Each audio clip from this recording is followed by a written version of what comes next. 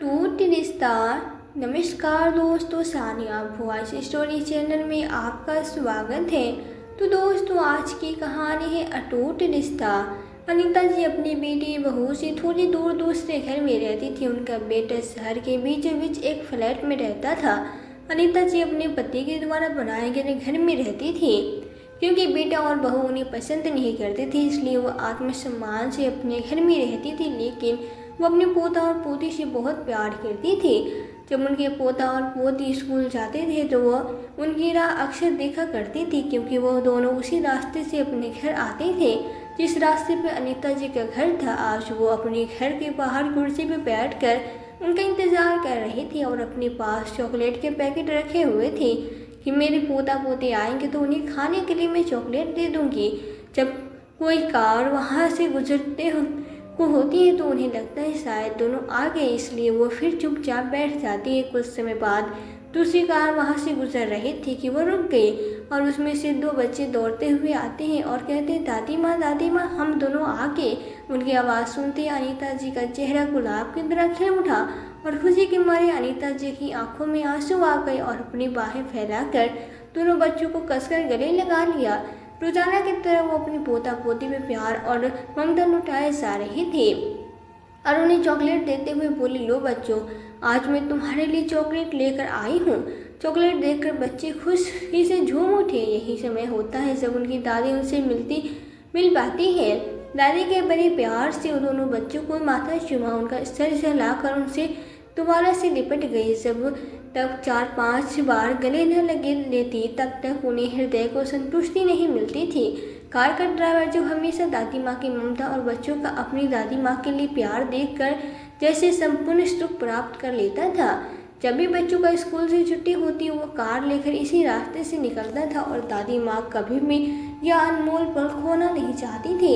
एक दिन बच्चों को लड़ाते समय दादी माँ का ध्यान ड्राइवर की ओर गया, जो उन्हें अपने पोता पोती पर प्यार लुटाते हुए देख रहा था। अनीता जी ने ड्राइवर से पूछा, अरे ड्राइवर, तूने कभी अपना नाम नहीं बताया। मेरा नाम अमित है, ड्राइवर ने कहा। अमित नाम सुनकर अनीता जी अचानक से चौंक गया। उनकी आंखें आंसू से भर गई। फिर वो भावुक होकर बोली, अरे यह तो इन बच्चों के दादाजी का नाम हुआ करता था, बहुत सम्मान और रोब हुआ करता था उनका। अब मुझे इस भरी दुनिया में अकेली छोड़कर चले गए। यह कहते कहते उनका गला भर आया। अम्मा जो इस संसार में आया है उनको एक न एक दिन तो इस दुनिया से जाना ही होता है। आप उदास मत होइए और अपना ख्याल रखिए। अब मैं चलता हूँ, माँ जी बच्चों को लेकर घर छोड़ना है, मैं साहब राह देख रही होगी।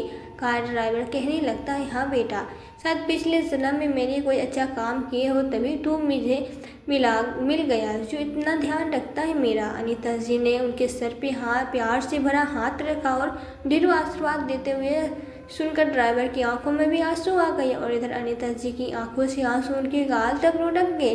और फिर उन्होंने अपनी साड़ी के पल्लू से अपनी आंखें साफ की और संतुष्ट हृदय से फिर अपने घर के अंदर चली गई। जिस दिन बच्चों का स्कूल बंद रहता था अनीता जी के लिए एक एक पल बिताना कठिन हो जाता था। कभी कभी तो छुट्टी के दिन भी 1 घंटा बाहर कुर्सी पे बैठी रहती थी और जब कार ड्राइवर नहीं आता तो वो समझ जाती कि आज स्कूल की छुट्टी है। कार ड्राइवर हमेशा यही सोचता रहता कि पता नहीं बेचारी अम्मा जी के जीवन में कैसे कैसे दुख होंगे जिनके कारण वो इस हालात में है। अब बच्चों की गर्मियों की छुट्टी शुरू हो गई तो यह सोच कर कि कहीं अम्मा जी बच्चों का इंतजार करते करते बाहर कुर्सी पर न बैठी रहे। कार ड्राइवर अनीता जी को सूचित करने आ गया। उस दिन अमित को जाने की जल्दी नहीं थी और अनीता जी के पास तो फुर्सत ही फुर्सत थी अपना हालचाल बांटने के लिए। वो उस दिन अमित को अंदर बुला पर अमित उनके घर के अंदर चला गया और एक पुरानी चारपाई पे बैठ गया। उस चारपाई पर एक पुरानी सी दरी बिछी हुई थी और पास में पानी से भरी एक मटकी रखी हुई थी और कुछ 2-4 धार्मिक पुस्तक भी रखी हुई थी, जिन्हें खाली समय में पढ़ लिया करती होंगी।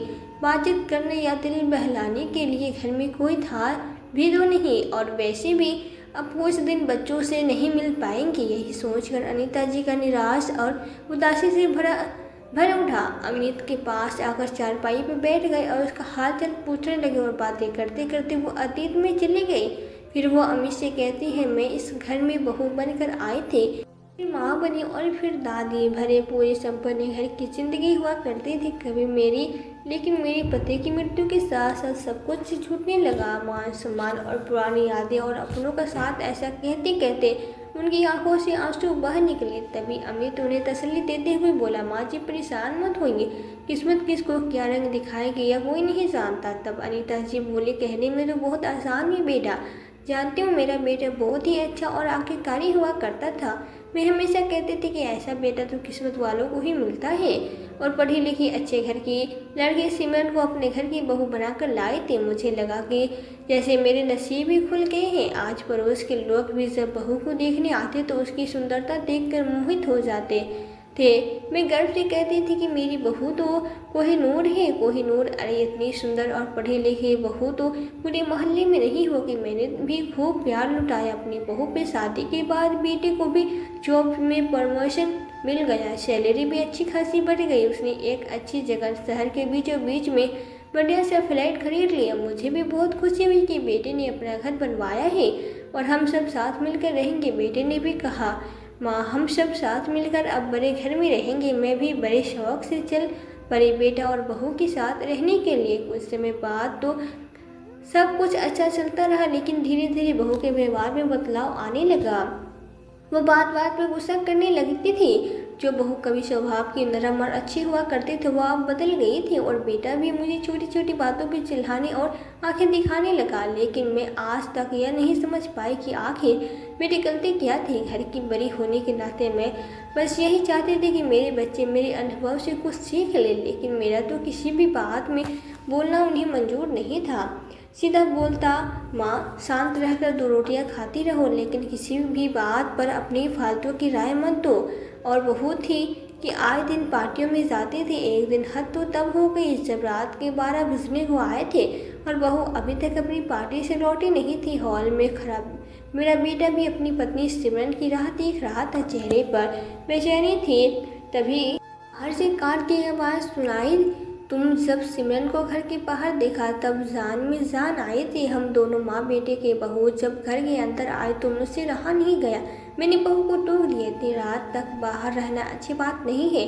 अच्छे घरों की लड़कियां देर रात तक बाहर नहीं घूमती। और तो और बहू के कपड़ों में भी बहुत अजीब और गरीब बदबू आ रही थी। तब मैंने बहू को सिर्फ समझाते हुए कहा, बेटा अच्छे घर की बहू को यह सब शोभा नहीं देता। और फिर इस जमाने का हाल तो तुम जानते ही हो।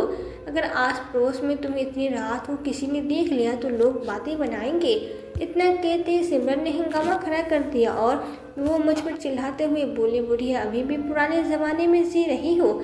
मैं आजकल की पढ़ी लिखी मॉडल लड़की हूँ। पार्टी करना, रात में घूमना यह आजकल का फैशन है, कोई गलत बात नहीं। और ना जाने क्या क्या अनाप शनाप बातें बताने सुनाने लगे। और मेरा बेटा था जो कि खड़ा खड़ा उसका मुंह देख रहा था। इतना कहकर फिर वो नाराज होकर अपने कमरे में चली गई। और उसके बाद मेरे अपने बेटे अमर ने भी उसे समझाने के बजाय मुझ पे ही बरस पड़ा।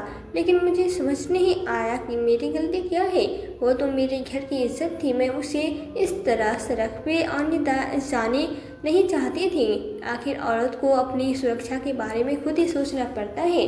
उस रात दोनों ने खाना नहीं खाया। कई दिनों तक वो दोनों मेरे व्यवहार से उखड़े उखड़े रहे और मुझसे बात तक नहीं करनी बंद कर दी थी। अमर तो हमेशा बहू का ही पक्ष लेता था, कभी यह जानने की कोशिश नहीं करता था कि आखिर गलती किसकी है।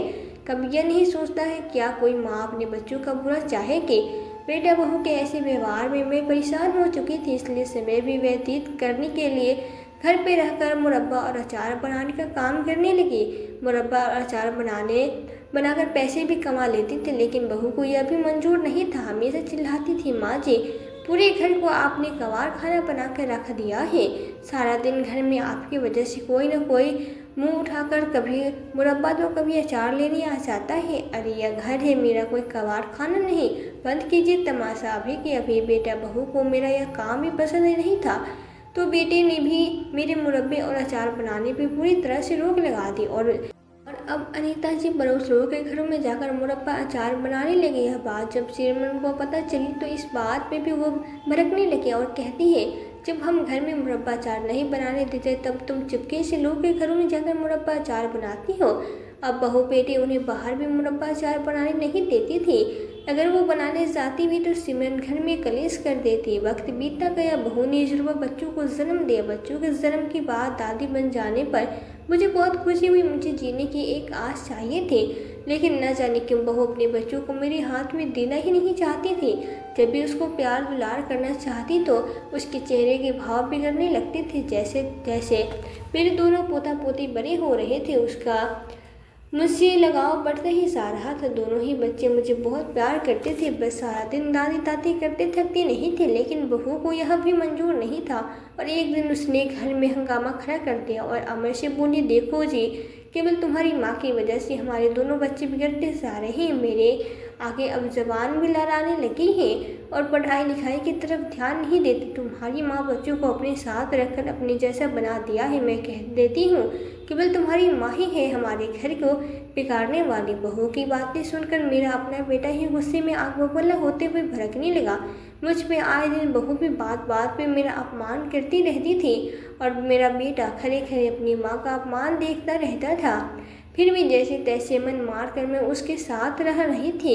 एक दिन जब मैं सीढ़ियों से फिसल कर गिर गई तो टांग में चोट लगने के कारण ढंग से चलना भी मुश्किल हो गया था। इसलिए मैं 2-4 दिन बाहर अपनी सहेलियों से भी नहीं मिल पाई थी और घर से बाहर भी नहीं जा पाई थी। यह बात भी बहू को बर्दाश्त नहीं होती थी। एक दिन मैंने उसे फ़ोन पर कहते हुए सुना अपनी सहेली ज्योति से, यार अब क्या बताऊँ, पूरा घर का काम मुझे ही करना पड़ता है और ऊपर से सबको भी संभालना पड़ता है। अब ऊपर से अब बुढ़िया भी मेरे सर पे आकर बैठ गई है।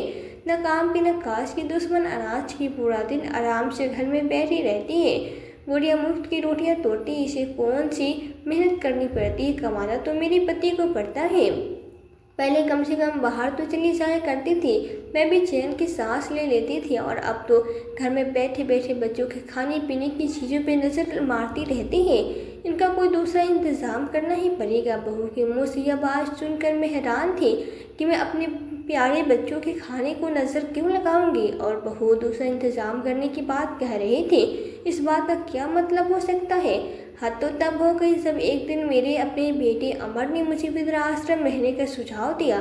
मुझसे कहने लगा, माँ तुम्हें यहाँ न तो आराम है और न ही मन की शांति है और आपकी वजह से आपकी बहू को भी परेशानी होती है। आए दिन घर में लड़ाई झगड़े होते रहते हैं। मैं तो कहता हूँ कि तुम वृद्धाश्रम चले जाओ, आप भी कुछ सुख शांति से रहोगे, हम भी चैन से रहेंगे। बेटे के मुंह से ऐसी बातें सुनकर मेरी आंखें फटी की फटी रह गई। यह बात सुनने के बाद मुझे समझ में नहीं आ रहा था कि उसे क्या बोलूं। मैं बस उसे देखते ही जा रही थी। मैं मन में सोचने लगी कि आज तक मैं जिसे अपना बेटा कहती थी वो मेरा कभी था ही नहीं। अपने मन की अपने पन की पट्टी मेरी आंखों से उतरने लगी थी। मैं दुख और दर्द से बिलख कर रो पड़ी। बेटा, यह केवल मैं जानती हूँ कि मैंने श्वेता को कैसे संभाला। तुम्हें पिताजी के जाने बाद मैंने तुम्हें अपना सहारा माना। मैंने आज तक जो भी किया सब तेरे लिए किया और आज तू ही मुझे वृद्धाश्रम भेजने की बात कर रहा है। उसके आगे अमर ने बस इतना ही कहा कि माँ सबके लिए यही सही है और यहाँ से चला गया। लेकिन बेटा, वृद्धाश्रम में दूसरों पर निर्भर रहना मुझे कतई मंजूर नहीं था। कभी मेरा शरीर मेरा साथ दे रहा था तो मैंने अपने संदूक में कपड़े रखे और भारी मन से आंखों में आंसू लिए अपने इस घर में वापस आ गए। अकेली हूँ तो क्या हुआ, इज्जत से जी रही हूँ, आत्मसम्मान की रोटी खा रही हूँ, बस मेरी जान बसी है।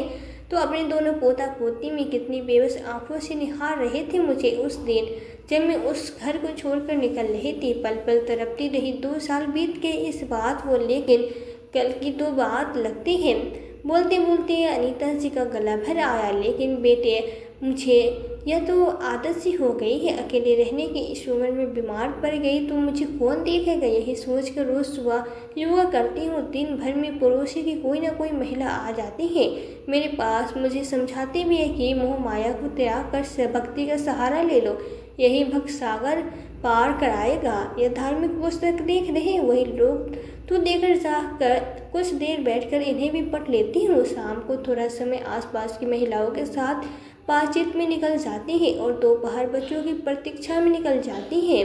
बोलते बोलते अनीता जी अचानक खड़ी हुई और अमित से बोली, तू यही रुक, मैं अभी आती हूँ। थोड़ी ही देर में 2 कटोरी में मुरब्बा ले आई। बेटा, बहुत देर से बातें करते करते कुछ खाया नहीं, इसलिए मुरब्बा ले आई हूँ। अनीता जी के ऐसे कहने पे अमित उन्हें न कर सका और मुरब्बा उनके साथ खाने लगा। अमित कहता है कि अम्मा मुरब्बा तो बहुत अच्छा बनाया है आपने इस पर। अनीता जी हंसते हुए बोली, मुरब्बा तो मैं बेटा घर पे भी बनाती थी। यह मुरब्बा खाने में मुझे भी बहुत अच्छा लगता है। जब कुछ खट्टा मीठा खाने का मन करता है तो मैं इसे ही खा लेती हूँ और इस मुरब्बे के कारण ही मेरा घर चलता है।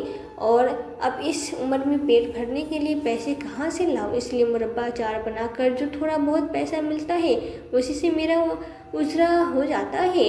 अम्मा, इतने समय बाद आप इतना स्वादिष्ट मुरब्बा खाया है, इसे खाकर मेरी माँ की याद आ गई। जब माँ थी तो वो भी ऐसे स्वादिष्ट मुरब्बा बनाया करती थी। मुरब्बा खाकर अमित खुश हो गया। अनीता जी का शुक्रिया करके वह जाने लगा तो अनीता जी ने उसे रोका और तुरंत अंदर जाकर एक डब्बा मुरब्बा लेकर आए। तुझे मुरब्बा इतना पसंद आया तो यह एक डब्बा मुरब्बा लेकर जा, मेरे मन को संतुष्टि मिलेगी। अनीता जी का प्यार और आशीर्वाद पाकर अमित का दिल भर आया। उसके माँ बाप नहीं थे, लेकिन आज जब उसने अनीता जी से बात की तो उसे अपनी माँ के साथ का अनुभव हुआ। फिर अम्मा से मुरब्बा डब्बा लिए और वहाँ से चला गया। कुछ दिन बीते तो अमित को लगा कि अम्मा जी से मिलना चाहिए। वो सुबह सुबह तैयार होकर सीधा अम्मा जी के घर पहुंचा। अनीता जी ने हाथ धोकर अपने आंगन में बैठी रामायण पढ़ रही थी। तभी अमित ने दरवाजे पर दस्तक दी और अम्मा को आवाज़ लगाई तो अम्मा उसे देखकर उत्साहित से भर गई। फिर उसे अंदर बुलाया और अमित अंदर जाकर चारपाई पे बैठ गए। अनीता जी किचन में चाय नाश्ता बनाने चली गई। थोड़ी देर में अनीता जी चाय नाश्ता लेकर आई और अमित को चाय पकड़ाते हुए बोली, बेटा बच्चों की छुट्टी कब तक है? उनकी राह देखते मेरी तो आंखें तरस गई हैं। तभी अमित बोला, अम्मा मैं अब आपसे क्या छुपाऊं, उनके माता पिता ने उन्हें हॉस्टल पढ़ने के लिए भेज दिया है। अब वो वहीं रहकर पढ़ाई करेंगे। यह सुनते ही तो अम्मा के होश उड़ गए और हैरानी से बोले, क्या मेरे बच्चों को मुझसे दूर कर दिया? यह तो अच्छा नहीं किया उन लोगों ने। अपना पोते पोती का चेहरा देखती थी तो मेरी सांस में सांस आती थी। अब तू ही बता मैं कैसे जीऊँगी? वही तो मेरे जीने का एक सहारा थे। इससे अच्छा तो भगवान मुझे अपने पास बुला ले। अनीता जी यह बोलते ही फूट फूट के रो पड़ी। तभी अमित ने दिलासा देते हुए अम्मा से कहा, अम्मा दिल छोटा मत कीजिए, उन्हें हॉस्टल से ले जाने और वहाँ से लाने की जिम्मेदारी अभी भी मेरी ही है। हर सप्ताह जब छुट्टी बिताने के लिए लेकर आऊँगा तो मैं आपसे भी मिलवा दिया करूँगा। एक बात तो मैं आपको बताना ही भूल गया। क्या हुआ बेटा? अम्मा ने हैरान होकर पूछा। अम्मा, जो मुरब्बा आपने मुझे दिया था ना, मेरी पत्नी और मेरे बच्चे को बहुत ही पसंद आया। और हाँ, उस दिन मेरे घर में मेरे ससुराल वाले भी आए हुए थे।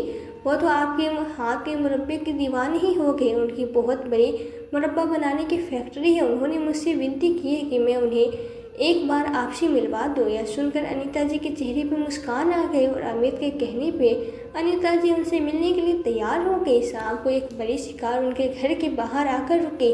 अनीता जी घर के बाहर ही बैठी हुई थी। गाड़ी में से मुरब्बे की फैक्ट्री के मालिक अमित के साथ बाहर निकले। वो एक युवक कारोबारी था। उन्होंने अनीता जी के पास पहुंचकर उनके पैर छुए, हाथ जोड़कर उनके सामने खड़ा हो गया और बोला, माँ जी उस दिन मैंने आपके हाथ का मुरब्बा खाया। सच बताओ तो मैंने बहुत से लोगों के हाथ का मुरब्बा खाया है, लेकिन ऐसा स्वादिष्ट मुरब्बा नहीं खाया। मैं दरअसल आपसे पूछना चाहता हूँ कि आप हमारे लिए काम करना पसंद करेंगे? यह बात सुनकर अनीता जी कुछ हैरान सी रह गई और फिर चेहरे पे झिझक और होठों पे हल्की मुस्कुराहट की लिए बोली, बेटा यह तुम क्या कह रही हो? मेरे बूढ़े शरीर में अब इतनी हिम्मत कहाँ है जो मैं इतना काम कर सकूं? फिर वो व्यक्ति बोला, माँ जी आपके पास जो अनुभव है मुझे इसी अनुभव की आवश्यकता है। मेरा विश्वास कीजिए, आपको किसी भी प्रकार की कोई परेशानी का सामना नहीं करना पड़ेगा। बस आपसे विनती है कि आप हमारी फैक्ट्री में सुपरवाइजर का पद संभाल लीजिए और अपना अनुभव और सहयोग देकर मुझ पर उपकार कर दीजिए। उनकी बात सुनकर अनीता जी बोली, बेटा इस उम्र में तो बाहर निकलकर काम करना मेरे लिए संभव नहीं होगा। अब तो घुटने भी जवाब देने लगे हैं। अनीता जी की बात सुनकर वह फैक्ट्री का मालिक उनके पास बैठ गया और बोला, माँ जी मैं वादा करता हूँ कि आपको कोई तकलीफ नहीं होने दूंगा। आपको लेने के लिए हर रोज़ ड्राइवर आएगा, आपको गाड़ी में बैठा कर ले जाएगा। आपको केवल अपने अनुभव के आधार पर मुरब्बा बनाने वाले लोगों को निर्देश देने का काम करना है। बस उसकी बात सुनकर अनीता जी सोच में पड़ गई और सोचने लगी कि घर पर बैठे बैठे भी क्या कर रही हूँ। सारा दिन अकेले बैठे बैठे भी समय काटना मुश्किल हो जाता है। अभी ये सब बातें सोच ही रहे थे कि इतने में अमित बोला, अम्मा जी आपको कोई परेशानी नहीं होगी, अम्मा आप निश्चित रहिए। अमित की बात सुनकर अम्मा ने एक प्यारी सी मुस्कान के साथ तुरंत हामी भर दी और अगले ही दिन ड्राइवर उन्हें लेने के लिए आ गया। फिर उन्होंने अपना काम बड़े ही ईमानदारी से संभाल लिया। फैक्ट्री के मालिक ने अनीता जी के मुरब्बे को एक स्पेशल ब्रांड बना दिया जिसका नाम रखा गया घर वाला मुरब्बा। मुरब्बे के पैकेट में अनीता जी की फ़ोटो भी लगाई गई। अनीता जी के जाने के बाद कुछ दिनों के भीतर उनकी फैक्ट्री के मुरब्बे की बिक्री दोगुनी हो गई। शहर में जगह जगह पे अनीता जी के मुरब्बे के विज्ञापन के बैनर लगा दिए गए। अमित ने अपनी गाड़ी के पीछे भी बैनर लगवा लिया। अनीता जी के अनुभव और लगन से उनके मुरब्बे का बिजनेस दिन दुगनी चार चौगुनी तरक्की करने लगा। अब ढेर सारे मान सम्मान और सुविधाओं के साथ साथ उन्हें अच्छी सैलरी भी मिल रही थी। आत्मनिर्भर बनने के साथ साथ अनीता जी पहले से अधिक स्वस्थ रहने लगी थी। वही दूसरी ओर फैक्ट्री के वर्कर्स के साथ साथ हंसते बतियाते थे। पूरा दिन कब निकल जाता उन्हें पता ही नहीं चलता था। एक दिन जब अमित बच्चों को छोड़ने के लिए घर गया तो सिमरन ने भी उसकी गाड़ी के पीछे बैनर लगा हुआ देखा जिस पर उसकी सास की फोटो भी लगी हुई थी। यह देखकर वो चौंक गई और तुरंत अमित से इस बारे में पूछने लगे। फिर अमित ने उन्हें अनीता जी की सफलता की कहानी बताई कि किस तरह से उन्हें मुरब्बे की फैक्ट्री में काम मिला और वो उस फैक्ट्री में इतने ऊंचे पद पे काम कर रही। यह बातें सुनकर सिमरन की हैरानी का ठिकाना न रहा। वो बेहोश होती होती बची। पीछे खड़ा अमर भी सारी बातें सुन रहा था। उसे देखकर सिमरन बोली, सुना आपने? जिन्हें बेकार समझकर वो वृद्धाश्रम भेजने को तैयार थे, आज उन्होंने अपनी हुनर की वजह से कितनी जान पहचान हासिल कर ली है। उसकी बात सुनकर अमर बोला, अगर तुमने प्यार पहले ही माँ को मुरब्बा बनाने से रुका न होता तो आज जितना पैसा वो कमा रही है वो सब हमारा होता। लेकिन नहीं, तुम्हें माँ की सेवा करनी भारी लग रही थी। तुम्हारी वजह से माँ को इतना सब बोलना, घर से निकालना पड़ा। आज अगर हमारे पास होती तो वो सारे पैसे हमारे होते। अमर, तुझे क्या पता माँ जी को इतनी तरक्की कर लेगी। दोनों पति पत्नी एक दूसरे को दोस्त ठहराने लगे। जैसे जैसे समय बीता तो एक दिन अनीता जी के पास सिमरन का फ़ोन आया। इतने समय बाद अपनी बहू का फ़ोन देखकर अनीता जी को कुछ हैरानी से हुई और उन्होंने फ़ोन उठाया। दूसरी तरफ से सिमरन रोई जा रही थी। वो ये सुनकर दंग रह गई। उन्होंने घबराते हुए पूछा, सिमरन बहू क्या हुआ, तुम ऐसे क्यों रो रही हो? तभी सिमरन उन्हें रोते रोते बताने लगी, माँ जी अमर का एक्सीडेंट हो गया है। उसे बहुत ज़्यादा चोट आई है। हालात गंभीर होने के कारण उसे शहर के सबसे बड़े अस्पताल में भर्ती करवाया गया है। माँ जी मुझे समझ में नहीं आ रहा कि मैं क्या करूँ। प्लीज़ माँ जी आप हमारी मदद कर दो, आप अपने बेटे को बचा लो। माँ जी यह सुनते ही अनीता जी के पैरों तले ज़मीन खिसक गई। बहू तुम फिक्र मत करो, मैं अभी घर से निकलती हूँ। इतना बोलते ही अनीता जी ने फ़ोन रखा और अपनी जल्दी से पर्स उठाया और घर से निकलने लगे। जैसे तैसे उन्होंने ऑटो किया और जल्दी से अस्पताल पहुँच गई। अनीता जी सब पुरानी बातें भूलकर अपने बेटे के मुँह में खींचे चली गई। वो अमर को कुछ न हो सके ने के लिए तुरंत अस्पताल पहुंच गई। अस्पताल पहुंचकर जो उन्होंने देखा वो रूह कपा देने वाला था। उनका बेटा अस्पताल के बेड पे पड़ा हुआ और दर्द से कर रहा था। उसकी बहू सिमरन स्वयं को बेबस महसूस करते हुए चिंतित अवस्था में उनके पास बैठी हुई रोई जा रही थी। जैसे सिमरन ने अनीता जी को देखा तो तुरंत उठ खड़ी हुई, उनके गले लगकर फूट फूट के रोने लगी। देखिए न माँ जी, ये सब क्या हो गया, चिंता मत करो बहू, सब ठीक हो जाएगा। ऐसा कहते हुए अनीता जी ने उसे दिलासा दिया। बेटा मैं भी माँ को देख कर रोने लगा। फिर वो देर न करते हुए अपने बेटे के पास जाकर बैठ गई। अनीता जी अपने बेटे और बहू को दिलासा दे रही थी, लेकिन अंदर ही अंदर उनका मन भी अपने बेटे की यह हालत देख कर रोए जा रहा था। सिवे को संभालते हुए अनीता जी ने पूछा, डॉक्टर साहब ने क्या कहा है? बहू ने तो सिमरन रोते हुए बोली, माँ जी डॉक्टर ने ऑपरेशन की सलाह दी है और शरीर के बाकी हिस्सों में भी काफ़ी चोट आई है। डॉक्टर के 5 लाख रुपए का खर्चा बताया है, लेकिन माँ जी बैंक में रखे पैसे और गहने बेचकर सब मिलाकर 2 लाख बनते हैं। बाकी पैसों का इंतज़ाम कैसे होगा? यह सोच सोच कर तो मेरा दिल बैठा जा रहा है और ऊपर से उनकी यह हालत करूँ तो क्या करूँ? माँ जी को समझ में नहीं आ रहा है। अनीता जी ने बहू को समझाया कि तुम फिक्र मत करो, हो जाएगा, पैसों का इंतज़ाम हो जाएगा।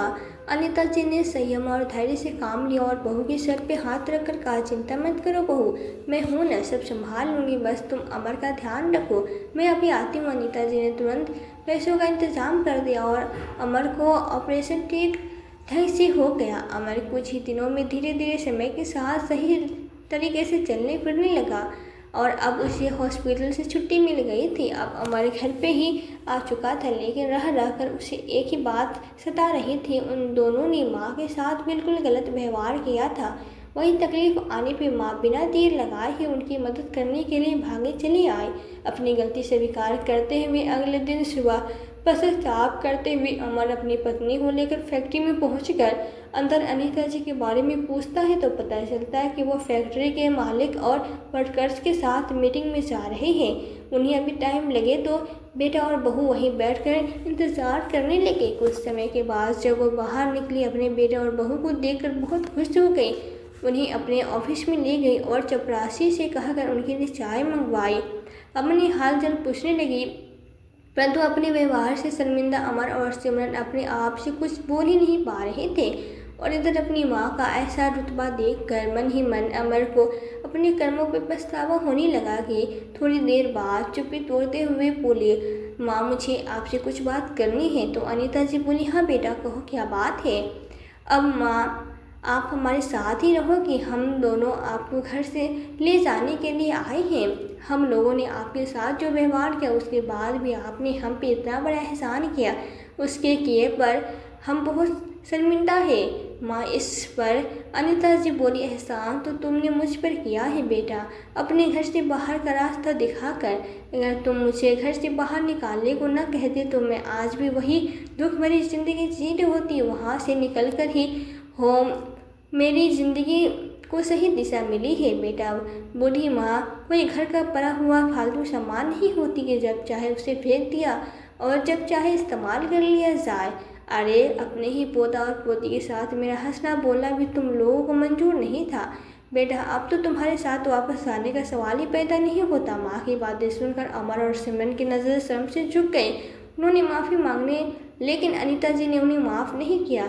इतने में फैक्ट्री के मालिक अपने स्टाफ के साथ एक बड़ा सा केक लेकर ऑफिस में आया और सब लोग जोर से चिल्लाने लगे, जन्मदिन मुबारक हो मैडम जी।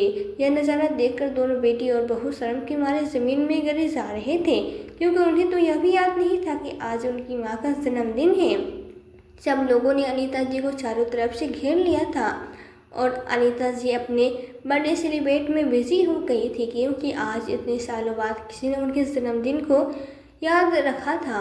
यह सब देखकर बेटा और बहू वहाँ से चले गए और पश्चाताप की अग्नि में अपना जीवन बिताने लगे। समय बीतता गया। एक दिन अनीता जी ने नवरात्रि में अपने घर में पूजा रखी और अपने बेटे बहू को फ़ोन लगाया कि उनको घर आने के लिए कहा। तो अमर ने फ़ोन उठाया और बोला, माँ यह तो आपने बहुत अच्छा किया, मैं सिमरन को भी बोल दूँगा, हम लोग कल ही घर आते हैं। अगले दिन बेटा बहू और बच्चों सहित पूरा परिवार आया। अनीता जी का तो जैसी खुशी का ठिकाना ही नहीं था। उन्होंने अपने पोता और पोती को देखते ही गले से लगा लिया, उन्हें ढेर सारा प्यार करने लगे। फिर जल्दी से अंदर गए और बच्चों के लिए चॉकलेट और आइसक्रीम लेकर आए। बच्चे चॉकलेट और आइसक्रीम देखकर बहुत खुश हो गए। अमर और सिमरन यह नज़ारा देखकर बहुत खुश हो रहे थे। सब लोगों ने मिलकर पूजा की और खुशी खुशी माँ से विदा ली और अपने घर चले गए। उनके साथ ही अनीता जी का मन उदास हो गया। उन्हें अपने पोता पोती और बेटी बहू की याद आने लगी। उनका अब अकेले घर में मन नहीं लग रहा था, तो उन्होंने अपने बेटे को फ़ोन किया और कहा, बेटा अगर तू फ्री है तो बच्चों को लेकर मेरे पास छोड़ जा। वो क्या है ना, अब अकेले मन नहीं लगता, बच्चों की बहुत याद आ रही है। अमर ने कहा, ठीक है माँ, मैं ऑफिस में जाते टाइम बच्चों को आपके पास छोड़ दूँगा। अब वो अपने बच्चों को अपनी दादी से मिलने से कभी नहीं मना करते थे। वो परिवार सहित अनीता जी के घर पर आते जाते रहते थे। धीरे धीरे अनीता जी के मन में भी अपने बेटे और बहू के लिए प्यार फिर पनपने लगा। अब वो अपने पोता पोती से दूर भी नहीं रहना चाहती थी। और एक दिन अनीता जी ने अपने बेटे और बहू से कहा कि मैं चाहती हूँ कि मेरा पूरे परिवार एक साथ रहे, ताकि मैं भी अपने पोता पोती के साथ खुश रह सकूँ, उन्हें देख सकूँ, उनके साथ समय बिता सकूँ। यह सुनते ही बेटे और बहू फूले नहीं समाये और फिर सीमा अनीता जी के पैरों में गिरकर एक बार फिर से माफ़ी मांगी और फिर साथ रहकर बहू ने अनीता जी की खूब सेवा की और बेटा भी रात को माँ के पैर दबाता, उनसे बातें करता। पोता पोते भी स्कूल से आते अपने दादी के साथ खूब खेलते, उनसे बातें करते। और अब बहू और बेटे ने भी यह उन्हें आश्वासन दिया कि अब यह गलती दोबारा कभी नहीं होगी। तब से सब परिवार एक साथ हंसी खुशी से रहने लगा। तो दोस्तों, आपको हमारी कहानी कैसी लगी? लाइक और कमेंट करके ज़रूर बताइएगा। अगर आपने हमारे चैनल को सब्सक्राइब नहीं किया तो सब्सक्राइब करना ना भूलें। मिलते हैं एक और नई कहानी के साथ, तब तक के लिए बहुत बहुत धन्यवाद।